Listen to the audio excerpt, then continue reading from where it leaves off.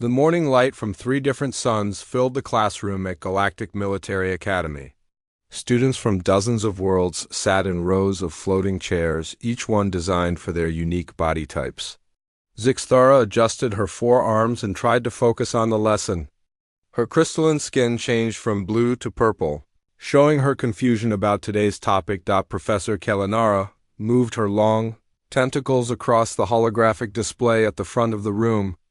The old cetacean had taught military strategy for over 200 years. She had seen empires rise and fall, watched countless wars reshape the galaxy. But today she seemed puzzled by her own lesson. "Class, we will study the most strange military decision in recent history," the professor announced. Her voice carried through the water-filled speaking device that let her communicate with air-breathing students. The Human-Corvan War ended. 3 years ago, the humans had won completely. The Corvan fleet was destroyed. Their home planet was defenseless. Yet the humans did something no other species has ever done.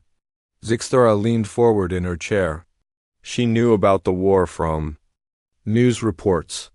The Corvans had attacked human colonies without warning. The humans had fought back with surprising skill and power. Most military experts had predicted a long, bloody conflict. Instead, the war had ended suddenly after only 8 months. "What did they do, Professor?" asked Crystal, a young Krellian with silver scales. His species had conquered 12 systems through brutal efficiency. They understood only total victory or total defeat. Professor Kellanara's large eyes swept across the classroom. They withdrew. The humans pulled back all their forces and left Corvan space. They claimed no territory. They demanded no tribute. They simply stopped fighting and went home. The classroom erupted in confused chatter. Students spoke in dozens of languages, their translators working overtime to keep up. Zixthara's skin flashed bright orange, the color of complete bewilderment. "That makes no sense," she said, raising one of her 4 hands. "In Vorthan history, we have fought 37 wars. Every single one ended with the complete defeat of our enemies. We took their worlds, their resources, their people. That is how wars end." "Most species would agree with you," Professor Kellanara replied. The Galactic Council spent months trying to understand the human decision. Military analysts from 50 different worlds studied the situation. None of them could explain why the humans stopped fighting. Velanara, a student from the gas giant Nephis, spoke up. Her voice came through a mechanical translator since her species communicated through electrical pulses. Perhaps the humans were weak? Maybe they could not continue the fight? That was the first theory, the professor said. But intelligence reports showed the human fleet was at full strength. They had more ships arriving every day. Their industrial capacity was running at maximum output. They were not weak. "Then they must have been afraid," suggested Mortek, an insectoid student whose species had been warriors for millions of years. "They feared the Corvans would fight back harder." "Professor," Kellanara shook her head. The Corvan government had already begun surrender negotiations. Their military was completely broken. They had no ability to fight back. The humans knew this. Zixthara's mind raced through possibilities. In her culture, showing mercy to enemies was considered the worst possible weakness. Her people had built their empire by being ruthless and efficient. When the Vorth conquered a world, they made sure it could never rebel. They took control of everything and everyone. "Maybe they were saving their strength for a bigger war?" she suggested. Perhaps they knew about a greater threat. "Intelligence agencies investigated that possibility," the professor replied. "There were no greater threats. The humans were not preparing for another conflict. They genuinely seemed to believe the war was over." A Zephyrian student with delicate wings raised her hand. Could they have been planning to attack later? Maybe they wanted the Corvans to think they were safe? 3 years have passed, Professor Kellanara said. The humans have not returned to Corvan space. In fact, they have begun trade negotiations with the new Corvan government. They are trying to establish diplomatic relations. The classroom fell silent. This information was even more shocking than the original withdrawal. Fighting an enemy was normal. Showing mercy was strange. But trying to become friends with someone who had attacked you without cause was beyond comprehension. Zixtara's skin cycled through several colors as she processed this information. Her species had detailed records of every war they had ever fought. Not once had they tried to make peace with a defeated enemy. Defeated enemies were either destroyed or enslaved. There were no other options. "Professor," she said slowly, "this cannot be true. No species acts this way. There must be a hidden reason. Perhaps the humans are planning something we cannot see." "That is exactly what every military expert in the galaxy believes," Professor Kellanara replied. "But 3 years of investigation have found no hidden plans. The humans appear to have done exactly what they said they did. They fought until the threat was eliminated, then they stopped fighting. But that means they gained nothing from their victory," protested Crystal. "They spent resources, lost ships, sacrificed soldiers, and received nothing in return. This is not just strange behavior. This is completely illogical. Unless," the professor said quietly, "the humans understand something about war that the rest of us do not." She manipulated the holographic display, showing star charts of human space. "Look at these borders. The humans are surrounded by former enemies who are now their allies. The Altarians attacked human colonies 50 years ago. Today, Altarian and human ships patrol together. The Centauric Collective tried to blockade human trade routes 30 years ago. Now they are major trading partners." Zixtara studied the display carefully. The human sphere of influence had grown steadily over the past century, but not through conquest. Instead, it seemed to expand through alliance and cooperation. This was completely different from how her own empire had grown. "I do not understand," she admitted. "How can you trust someone who has attacked you? How can you be sure they will not attack again?" "That," Professor Kellanara said, "is exactly what we are going to find out. I have arranged for you to interview the human officers who made the decision to withdraw from Corvin space. Perhaps you can solve this mystery that has puzzled the greatest strategic minds in the galaxy." The professor's tentacles moved across her control panel and new information appeared on the display. Captain Jake Morrison commanded the human fleet during the final battle. Commander Lisa Bennett was his tactical officer. They are currently stationed on the diplomatic vessel UES Harmony, docked at this station. You will meet with them tomorrow. Zixtara felt a mixture of excitement and nervousness. She had never spoken to a human before. Her species had limited contact with humanity, and most of what she knew came from military reports and news broadcasts. She had always imagined humans as either brutally efficient warriors or dangerously weak pacifists. The reality seemed to be something completely different. "Prepare your questions carefully," Professor Kellanara advised. "This may be our only chance to understand human military philosophy. The answer to this mystery could change how we think about warfare itself." As the class ended and students began to leave, Zixtara remained in her chair, staring at the holographic display. The human sphere of influence seemed to glow with a strange kind of power. It was not the harsh, dominating power of conquest that she knew. It was something softer, more flexible, but somehow more lasting. She wondered if the humans had discovered a new way to wage war. Or perhaps they had discovered something even more revolutionary. Perhaps they had learned how to win without destroying their enemies completely. The thought both fascinated and terrified her. Tomorrow, she would meet the humans and try to understand their impossible decision. The young Vorthan student had no idea that this meeting would change everything she believed about strength, victory, and the true nature of power. The docking bay of Kepler Station buzzed with activity as Zixtara made her way toward the human diplomatic vessel. She had spent the entire night preparing questions and studying what little information existed about human military culture. Her crystalline skin kept shifting between nervous blue and curious purple as she approached the UES Harmony. The ship itself surprised her. She had expected a massive warship bristling with weapons and armor plating. Instead, the Harmony looked more like a civilian transport with smooth lines and large windows. Two human guards stood at the airlock, but they carried no visible weapons and greeted her with friendly smiles. "You must be Zixthara," said the taller guard, a woman with short brown hair. "Captain Morrison is expecting you." "Welcome aboard?" The interior of the ship was equally unexpected. The corridors were wide and well lit with artwork from dozens of different worlds hanging on the walls. Zixthara recognized paintings from Altarian artists, sculptures from Centauri craftsmen, and even some Vorthan crystal formations. This was not how conquerors usually decorated their ships. The guard led her through several corridors before stopping at a door marked Observation Deck. The door slid open to reveal a room with floor-to-ceiling windows showing the stars beyond. The station. Two humans sat at a small table, drinking from ceramic cups. "Captain Morrison, Commander Bennett," the guard announced. "Your visitor has arrived." The older human stood first. He was tall with gray hair at his temples and kind eyes that seemed to take in everything at once.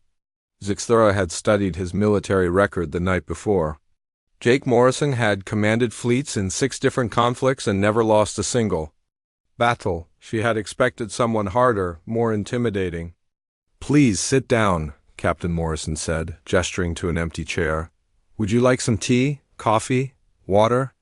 Zixthara carefully lowered herself into the chair, arranging her forearms awkwardly. "Water would be acceptable." The younger human, Commander Lisa Bennett, poured water from a pitcher into a clear glass. She had auburn hair tied back in a neat ponytail and moved with the precise efficiency of a trained officer. Her smile seemed genuine, which confused Zixthara even more. "You want to understand why we withdrew from Corvin space," Bennett said, settling back in her chair. "Professor Kalanara told us you are studying military strategy." "Yes," Zixthara replied, activating her recording device. "Your decision makes no sense to military analysts throughout the galaxy. You had achieved complete victory. You could have taken everything. Instead, you left." Captain Morrison nodded slowly.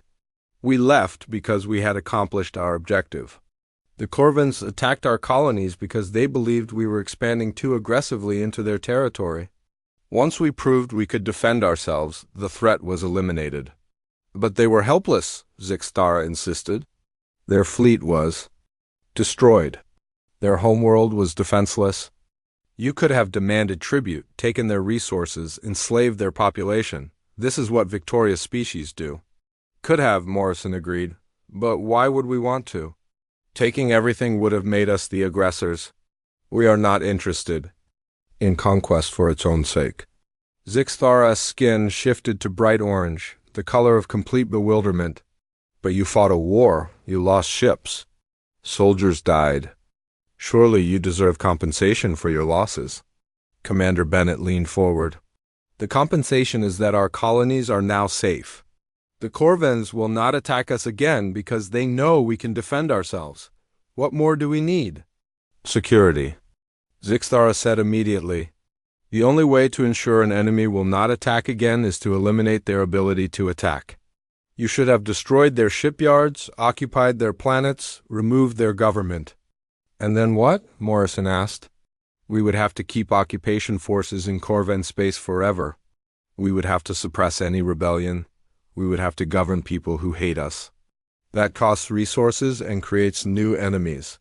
"But you would have their resources," Zixthara pointed out. "Their worlds, their industrial capacity, their population as workers." "Unwilling workers are not very productive," Bennett observed. "Occupied populations tend to rebel. Suppressing rebellions is expensive and creates more hatred. It is much easier to trade with willing partners than to rule over unwilling subjects." Zixthara processed this information, comparing it to her own species' experience. The Vorth Empire did spend enormous resources maintaining control over conquered territories. They had faced 17 major rebellions in the past century alone. She had never thought of this as inefficient before. "But the Corvins could rebuild their fleet," she argued. "They could attack again in the future?" "They could," Morrison agreed. "But why would they? We proved we can defend ourselves without destroying their civilization. They learned that attacking us is futile. Most rational beings do not repeat." Actions that lead to failure. You assume they are rational, Zixtara said. What if they are not? What if they attack again out of revenge? Bennett pulled up a holographic display showing recent news from Corvin space. Look at what has happened in the 3 years since the war ended. The Corvan people were so ashamed of their government's unprovoked attack that they held elections. They chose new leaders who promised to focus on peaceful development instead of military expansion. The display showed images of Corvan cities being rebuilt, new schools being constructed, and trade ships leaving Corvan ports.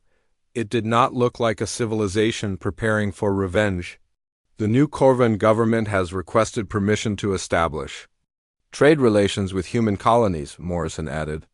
They want to buy human technology and sell us their agricultural products.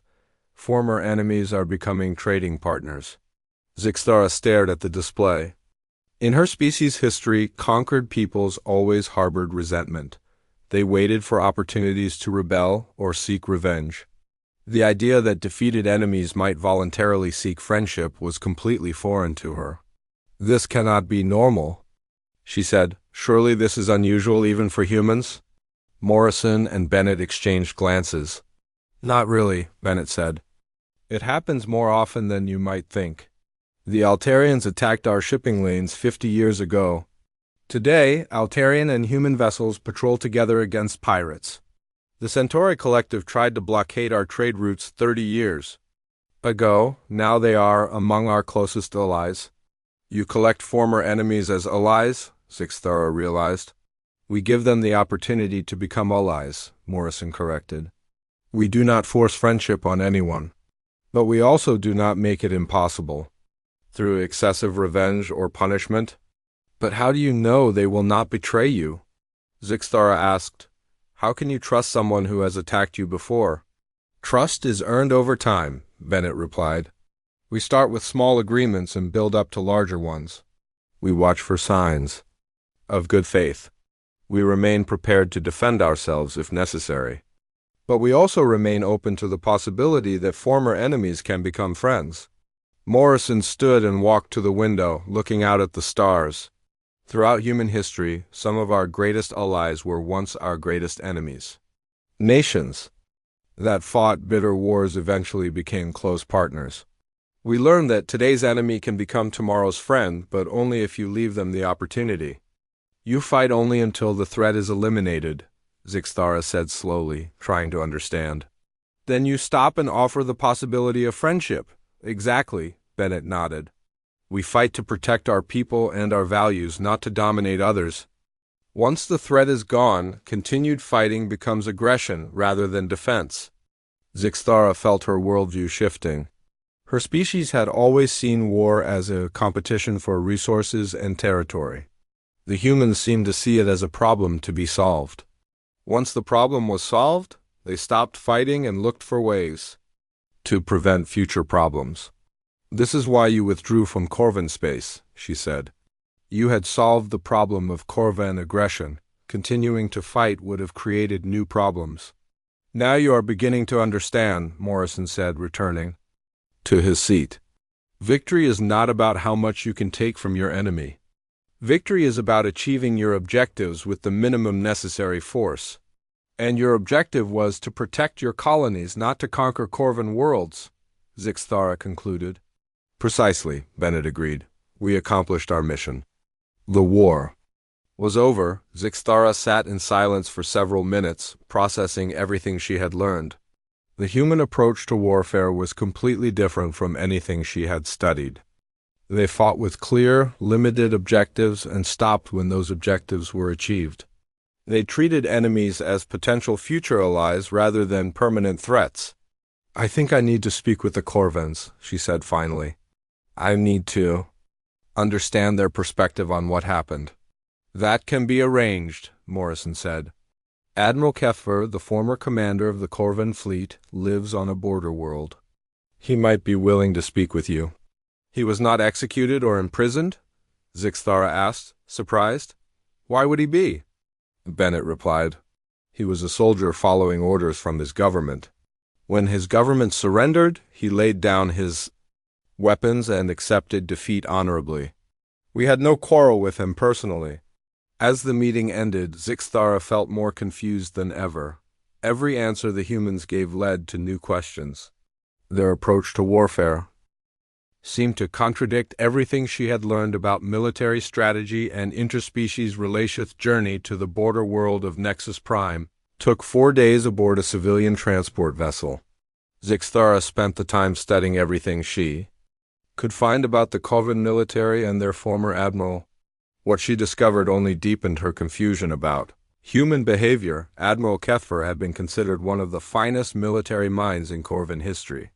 He had commanded their fleet for 20 years and never lost a battle until he faced the humans. His tactical brilliance was legendary throughout the galaxy. Yet the humans had not only defeated him but then allowed him to live in peaceful retirement. The transport ship was filled with merchants, diplomats, and travelers from dozens of different worlds. Zixthara found herself listening to their conversations, trying to understand how other species viewed the human approach to warfare. Most seemed as puzzled as she was. "Makes no sense," grumbled a hegemony trader with thick purple skin. "You defeat your enemies, you take their stuff. That is how business works, that is how war works." "Perhaps the humans are planning something," suggested a Zephyrian diplomat. "Maybe they want the Corvans to trust them before they strike again." 3 years is a long time to wait," replied a Centauri engineer. "My people fought the humans once. They could have destroyed our shipyards completely.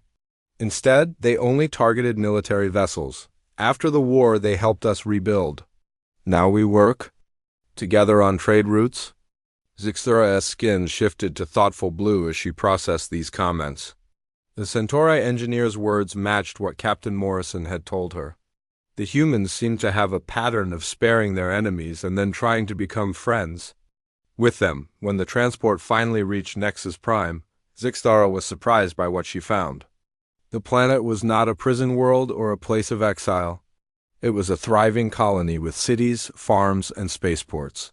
Many different species lived there together, including humans, Corvans, and dozens of others. Admiral Kethfer lived in a modest house on the outskirts of the main city. The building was simple but well maintained, with a small garden where he grew vegetables from his homeworld. Zixthara had expected to find a bitter, defeated warrior. Instead, she met a calm, thoughtful being who seemed at peace with his circumstances. The former admiral was tall and lean, with the scaled skin common to his species. His eyes held the sharp intelligence of a military commander, but also a sadness that spoke of hard-learned lessons. He invited her into his home and offered her a cup of Corvan tea. "You have come to ask about the humans," he said, settling into a chair across from her. "Professor Kalanara contacted me through diplomatic channels. She said you are trying to understand why they showed mercy." "Yes," Zixthara replied, activating her recording device. "Every military expert in the galaxy is puzzled by their decision. You were there, you experienced it directly. Can you explain what happened?" Admiral Kethfer was quiet for a long moment, staring out the window at his garden. "I spent 40 years in the Corvan military. I studied the tactics of every major species. I prepared for every possible type of warfare. But I was not prepared for the humans. Because they were too strong?" Zixthara asked. "No," the admiral replied, surprising her. "Because they were too restrained. We expected brutality. We prepared for total war. We armored our hearts against occupation, slavery, and the destruction of our culture. Instead, we received something we had never encountered before." He stood and walked to a shelf filled with books and data tablets. "I have spent the last 3 years studying human military history. Do you know what I discovered?" Zixthara shook her head. "The humans fight differently than any other species," Kethfer continued. "They do not fight to conquer. They fight to solve problems. Once the problem is solved, they stop fighting." "But that seems inefficient," Zixthara protested. "If you have the power to take everything, why not take it?" "Because taking everything creates new problems," the admiral replied. "Let me tell you what happened during our final battle. My fleet was broken. My ships were destroyed or disabled. I was trapped on my flagship with no way to escape or continue fighting." He paused, his eyes distant as he remembered. "Captain." Morrison opened a communication channel. I expected him to demand my surrender and list the terms of our occupation. Instead, he said something I will never forget. He said, "Admiral, your fleet is defeated, but your people do not have to suffer for your government's mistakes." Zixthara's skin shifted to bright orange.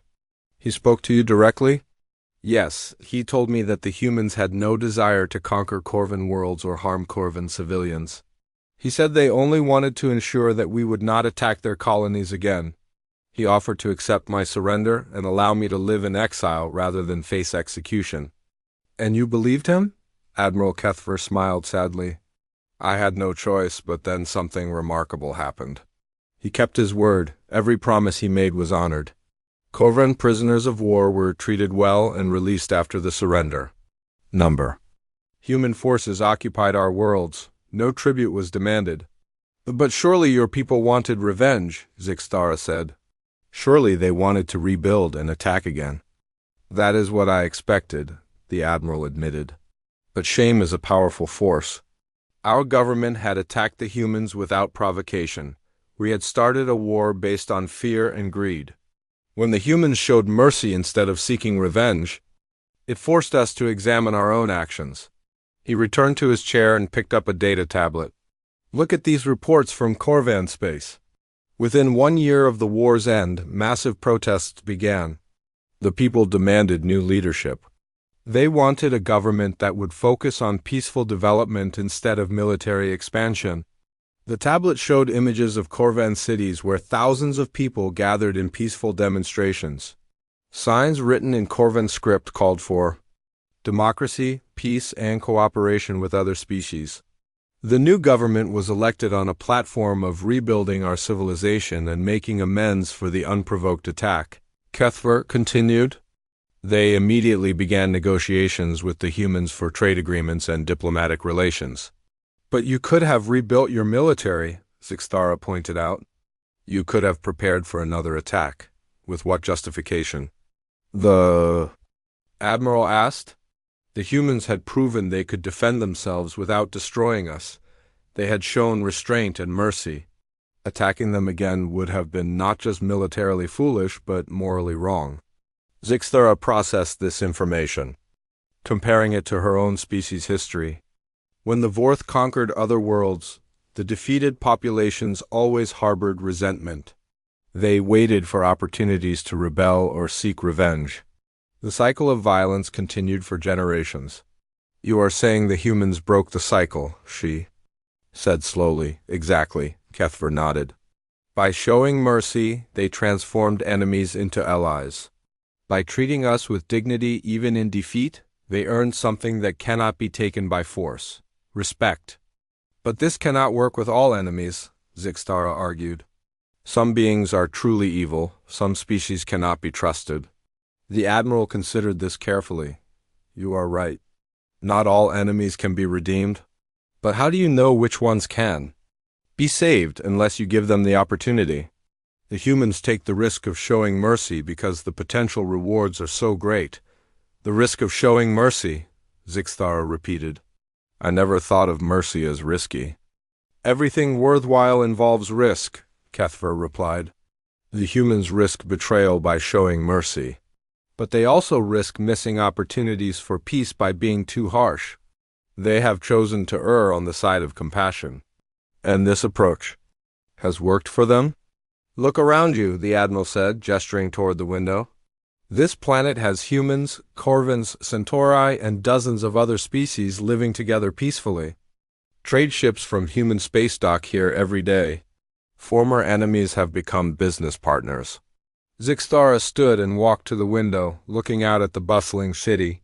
She saw beings from many different worlds working together, trading goods, sharing meals, and raising families. It was completely different from the conquered territories she knew from her own empire. "The humans did not just defeat us," Admiral Kethver said quietly. "They freed us from the fear and hatred that had driven us to war. They showed us a better way to live. By sparing you out of mercy," Zixthara concluded.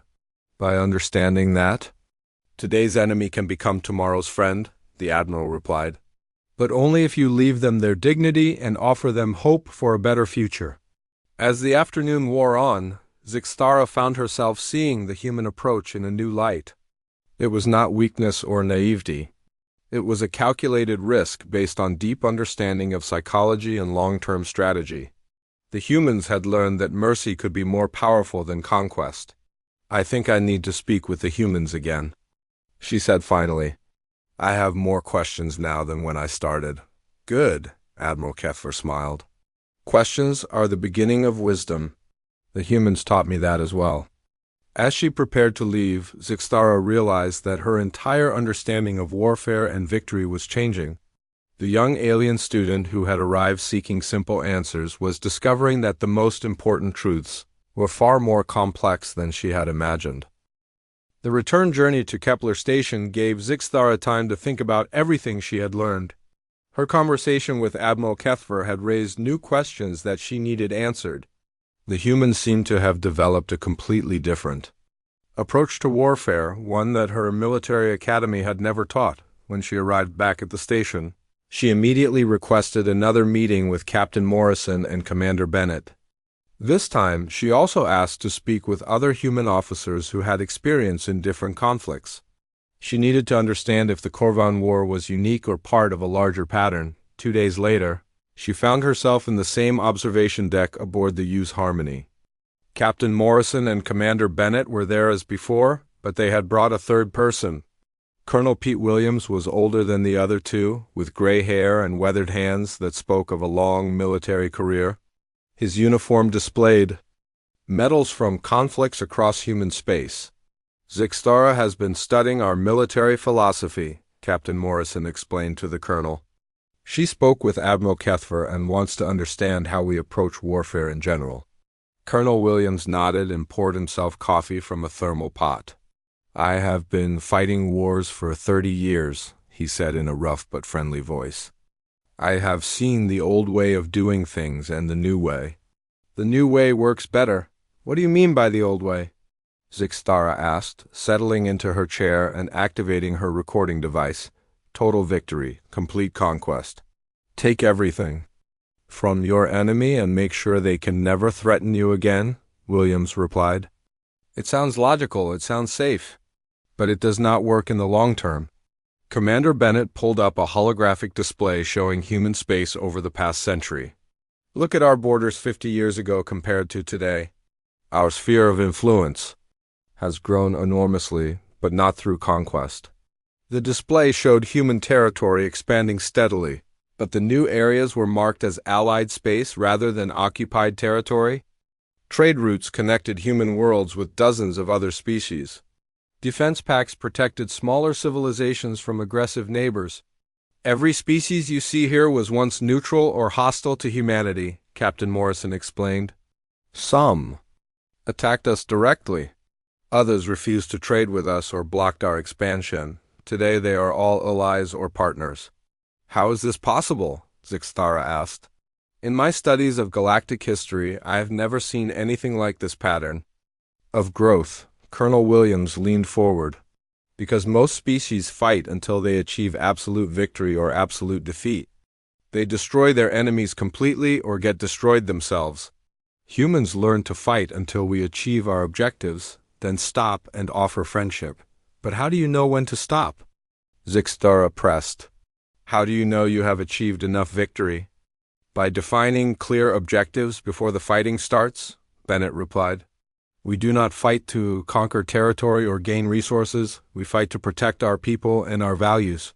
Once that protection is secured, the war is over.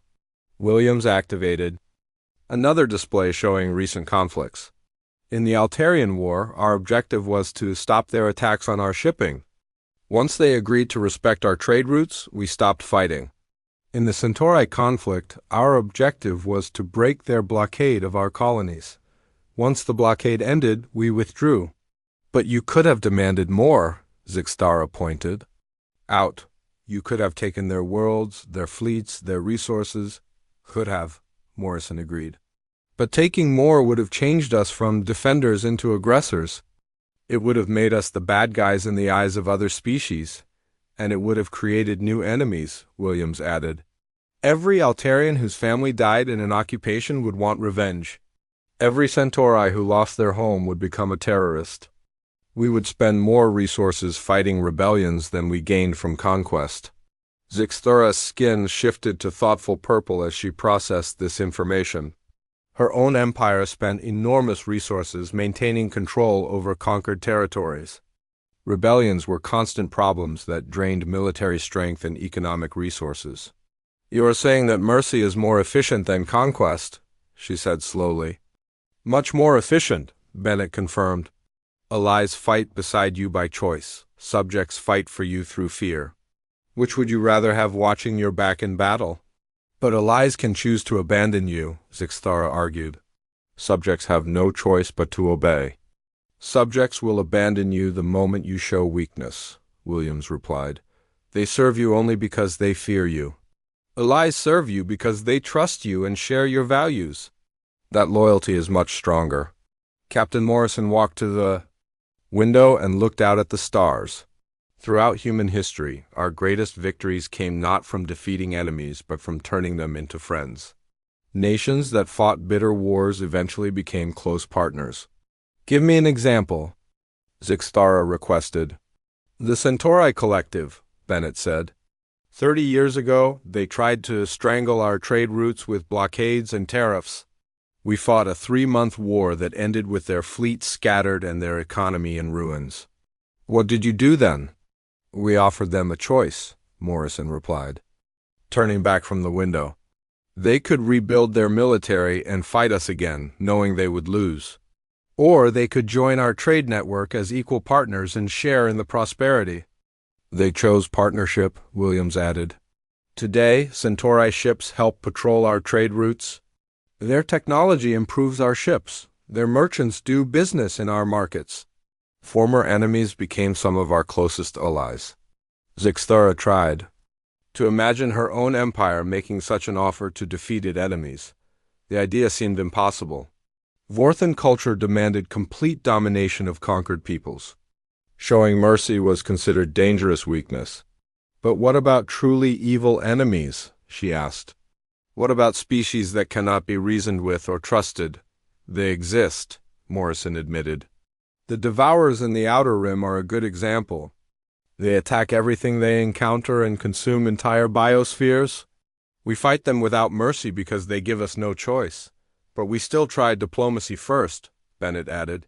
Even with the Devourers, we sent negotiators to attempt peaceful contact. Only when they killed our ambassadors did we resort to force. The key is proportional response, Williams explained. We use only as much force as necessary to achieve our objectives. Against peaceful species who make mistakes, we use minimal force and maximum mercy. Against genocidal species who threaten all life, we use maximum force and minimal mercy. You judge each enemy individually, Zixthara realized. Exactly, Morrison nodded. We do not have a single approach that we apply to everyone. We study each situation and respond appropriately. This requires great wisdom, Zixthara observed. How do your leaders learn to make such judgments? Through experience and careful study, Bennett replied. Our military academies teach not just tactics and strategy, but ethics and psychology. We study the mistakes of other species to learn what not to do. Williams pulled up another display showing military academies throughout human space. Every human officer studies the collapse of conquest-based empires. We learn how the hegemony fell because they could not control their subjects. We study how the Dominion destroyed itself fighting endless rebellions. We also study successful partnerships, Morrison added. We examine how former enemies became allies and what conditions made that transformation possible. Zixthara felt overwhelmed by the complexity of human military thinking. Her own education had focused on defeating enemies as quickly and completely as possible. The idea of planning for post-war relationships had never been discussed. Your military fights wars, but your diplomats plan the peace, she said. Our military and diplomatic services work together from the beginning, Bennett corrected. Every battle plan includes objectives for the post-war period. Every peace treaty is designed by people who understand military realities. Because the goal is not just to win the war, Williams added. The goal is to win the peace that follows. Captain Morrison returned to his seat. Winning a war is easy if you have superior force. Winning the peace requires wisdom, patience, and the courage to show mercy even when you have the power to be cruel. The courage to show mercy, Zixthara repeated. I never thought of mercy as requiring courage. It takes great courage to spare an enemy who has hurt you, Morrison replied. It takes even greater courage to offer friendship to someone who was trying to kill you yesterday. But the rewards justify the risk, Bennett added. Every ally we gain makes us stronger. Every enemy we convert reduces the threats we face. Over time, mercy becomes our greatest source of power. As the meeting ended, Zixthara realized she had learned more than just military strategy. She had discovered a completely different way of thinking about strength, victory, and the nature of power itself. The humans had shown her that true strength might come not from the ability to destroy enemies, but from the wisdom to transform them into friends. I think I understand now, she said as she prepared to leave. You do not fight wars to win territory or resources. You fight wars to create a more peaceful galaxy. Now you are beginning to think like a human, Captain Morrison smiled. Welcome to a larger understanding of what victory really means. Back at the Galactic Military Academy, Zixthara spent weeks preparing her final presentation. Her research had changed everything she believed about warfare, strategy, and the nature of power. She had studied the histories of dozens of empires and discovered patterns that no one had taught her before. The day of her presentation arrived with 3 suns shining brightly through the classroom windows. Students from across the galaxy filled every seat, eager to hear her conclusions about the human mystery. Professor Kalinara had invited several distinguished guests, including Captain Morrison, Commander Bennett, and Colonel Williams from the Human Diplomatic Mission. Zixthara stood at the front of the classroom, her crystalline skin shifting to confident gold as she activated the holographic display. She had spent hours organizing her thoughts and preparing visual aids that would help her classmates understand what she had learned. Fellow students, honored guests, and Professor Kalinara, she began, her voice steady through the universal translator. I have spent the past month trying to solve the mystery of human military behavior. What I discovered challenges everything we have been taught about warfare and victory. The first hologram showed a map of known space with different colors representing various empires and their methods of expansion. Most empires showed the familiar pattern of conquest and occupation. Human space showed something completely different. The humans do not spare enemies out of weakness, Zixthara continued.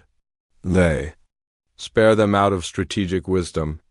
By fighting only until their objectives are achieved, they transform potential long-term threats into potential allies. A Krellian student raised his clawed hand. But surely this only works against honorable enemies. What about species that cannot be trusted? Zixthara had expected this question. She changed the display to show human conflicts over the past century. The humans distinguish between eliminating threats and destroying peoples. They will fight as brutally as necessary to stop aggression, but once the threat is neutralized, they extend the possibility of redemption. She clicked to a new image showing the Devourer War in the Outer Rim. Against the Devourers, a species that consumes entire worlds, the humans showed no mercy. They fought with maximum force because the Devourers gave them no choice. But against the Korvans, who attacked out of fear rather than evil intent, they showed restraint and offered friendship. You are saying they judge each enemy individually? Asked a Zephyrian student. Exactly, Zixthara replied. They use proportional response. The punishment fits the crime, and the response fits the threat level. This requires great wisdom and careful judgment. She displayed statistics comparing human expansion with other major empires. Look at these numbers. Over the past 50 years, human influence has grown faster than any conquest-based empire, but they have fought fewer wars and lost fewer soldiers. Professor Kalanara leaned forward in her chair. How is this possible?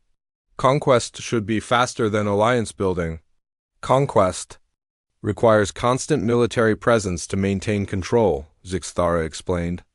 Alliance building creates partners who help expand your influence voluntarily. The humans have learned to turn military victories into diplomatic successes. She showed images from her visit to Nexus Prime, where humans and former enemies lived and worked together peacefully. Every species the humans have defeated now contributes to their strength rather than draining their resources. Captain Morrison stood to address the class. We learned this lesson through hard experience. Early in our space expansion, we tried the traditional approach of total victory and occupation. It was expensive, bloody, and created more enemies than it eliminated. Commander Bennett added, We discovered that mercy is not just morally right, it is strategically superior. Every enemy you spare today is a potential ally tomorrow. A student from the hegemony, a conquest-based empire, spoke up with obvious skepticism. But this cannot work for everyone. Some species are naturally aggressive. Some cultures value only strength and dominance. Zixthara had wrestled with this question herself. You are right that not every species can be converted to friendship. But how do you know which ones can be saved unless you give them the opportunity? The humans take the risk of showing mercy because the potential rewards are enormous. She displayed a chart showing rebellion rates in different types of empires. Conquest-based empires spend an average of 30% of their military resources suppressing rebellions. Alliance-based systems spend less than 5% on internal security. The numbers speak for themselves, Colonel Williams observed. Allies are more efficient than subjects. But what about immediate security? Pressed the hegemony student. Defeated enemies could rebuild and attack again. They could, the Zixthara agreed. But Admiral Kethver explained something important to me. When you show mercy to defeated enemies, you force them to examine their own actions. The Corvans realized they had started an unjust war. Shame led to political change and a desire to make amends. She showed footage of Corvan peace demonstrations and the election of their new democratic government. The humans did not just defeat the Corvan military. They transformed Corvan society by showing them a better way to resolve conflicts. Professor Kalanara activated her speaking device. This suggests that human military doctrine is based on long-term thinking rather than short-term advantage. Precisely, Zixthara nodded. Most species fight to win today's battle. Humans fight to prevent tomorrow's war. They understand that today's enemy can become tomorrow's ally, but only if you leave them their dignity. She clicked to her final display, showing the expansion of peaceful space over the past century. Human influence has created the largest zone of peace in galactic history. Not through conquest, but through conversion of enemies into friends. How do they maintain unity among so many different species? Asked a Vorthan student, surprising Zixthara with the question from her own species. They do not try to make everyone the same, she replied. They preserve the unique cultures of their allies while establishing common principles of peaceful coexistence. Diversity becomes strength rather than weakness. Captain Morrison added, We learned that forced unity is brittle. Voluntary cooperation is much stronger and more flexible. As the presentation neared its end, Zixthara felt the weight of her conclusions. I came to this academy believing that mercy was weakness. I now understand that mercy is the highest form of strength. The humans have shown the galaxy a new way to achieve security through the transformation of enemies into allies. What does this mean for the rest of us? Professor Kalanara asked. Zixthara looked around the classroom at students from dozens of different worlds and cultures. It means we need to question our assumptions about warfare and victory. We need to ask ourselves whether we are fighting to protect our values or to impose them on others.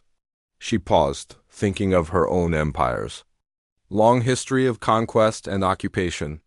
The Vorth Empire has conquered 17 systems through total victory. We have also faced 17 major rebellions. Perhaps it is time to consider a different approach. You are suggesting your own empire should adopt human methods? The Vorthan student asked, clearly shocked. I am suggesting we should study human methods and learn from their success, Zixthara replied carefully. The goal of any military should be to create lasting peace, not temporary dominance. Colonel Williams stood to make a final comment. The greatest victory is the war you do not have to fight because your former enemies have become your friends. As the class ended, students clustered around Zixthara with questions and arguments. Some were intrigued by her findings.